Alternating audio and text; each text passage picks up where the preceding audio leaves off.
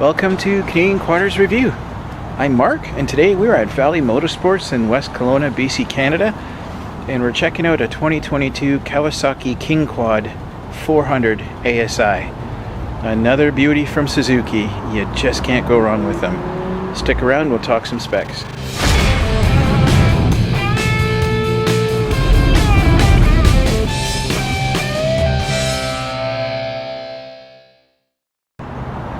So this guy, it's going to be 376cc, 4-stroke, air-cooled, with an overhead cam, and it's a single cylinder.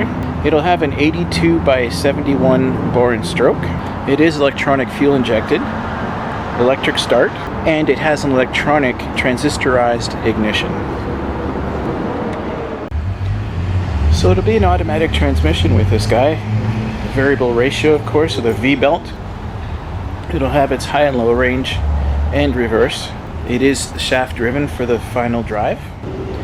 So with this guy, you're going to have a seat height of 935 millimeters or 36 inches. Your curb mass is going to be 285 kilograms or 628 pounds. You're going to have an independent double wishbone coilover spring suspension in the front. So your rear is going to have a swing arm type, a coil spring, coilover damped shock on either side. It's not a monoshock, which will be nice. You got disc brakes on the front with twin piston calipers. You got a drum brake in the rear. Your tires are going to be an entry-level thing. You're never going to get a half-decent tire when you're buying a Suzuki unless you upgrade. It's just the way things go. So if you're planning on being serious with this thing, I would definitely recommend upgrading your tires. So right now it's got an AT 25 by 8 by 12 in the front and a 25 by 10 by 12 in the rear, so they're probably just a simple 4-ply. It is 4-wheel drive, and you're going to have a 16-liter or 4.2 gallon fuel tank.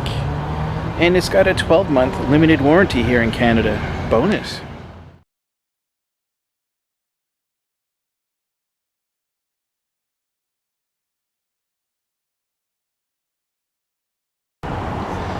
Okay, where were we?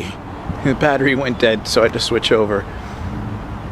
So this obviously is going to be a smaller size quad, great for a learning quad or some use around the farm. This will still take you out hunting. You'll still be able to go out with the guys on the trail and stuff like that. It's just not going to have as much power to get you out of mud holes and stuff like that. But still a very well made machine, and it'll do all sorts of things for you. So if you're looking for something a little smaller, maybe something a little easier on fuel, this will definitely be a great choice for you. It's still 4-wheel drive, and you'll have a place to put a winch on the front. You got some great metal racks, both front and back, so it will do some work for you, no doubt. So at first glance, I would definitely recommend changing your tires if you're going to be serious about trail riding and stuff like that. Something 6 or 8 ply, definitely a lot more puncture resistant. Something radial is going to handle better, and just the longevity of the tire is just unsurpassed. You won't believe how long it'll last. Better traction, the whole 9 yards. The headlights are also halogen, so if you're planning on doing anything at night, I would highly suggest you change those headlights to an LED. Trust me, it makes a world of difference. And I like doing it that way because then you're not necessarily wiring up and having to drill holes for switches and stuff like that for light bars. There's nothing wrong with light bars. I have one myself, but for some that, you know, may not be into wiring and things like that, it's just a much more simpler way to go. And of course, spend the money and put a winch on there if you're going to do any type of trail riding or being out in the wilderness with it, away from home. Definitely always a great idea. And once again, I noticed with this thing while I was pulling it up here to do the filming, still typical Suzuki transmission with buttery smooth shifting. I just love their trannies. They're the smoothest ones on the market, and they just don't die. You will have a straight rear axle on here, so your ride won't be quite as comfortable as an independent suspension. But as I said before on many of my other videos, there's pros and cons to everything, right? So You know, this will have its advantages and stuff as well too. You'll still have a good solid bike to ride. Not going to have any issues with it. It's strong, it's solid, and it'll get the job done. What I don't see is actually any storage at all. That just occurred to me. Some quads will actually have front storage, but this guy doesn't. Let's see if there's anything under the seat here. Nope. Well, maybe there's a little bit under there. But there's your battery. There's your air box. Of course, fuses and stuff. Tool pouch. So I would think that's a little bit of a storage, but yeah, maybe enough for your insurance papers and a pocket knife.